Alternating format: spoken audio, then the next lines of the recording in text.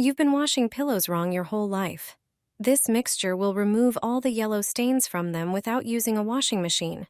If your pillows are dirty and stained, don't throw them away. They'll be like new after this video. And most importantly, without using a washing machine.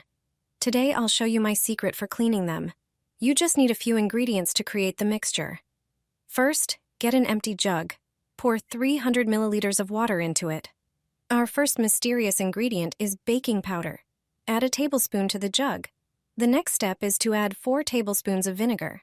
It has disinfecting and whitening properties. Now add 4 tablespoons of rubbing alcohol.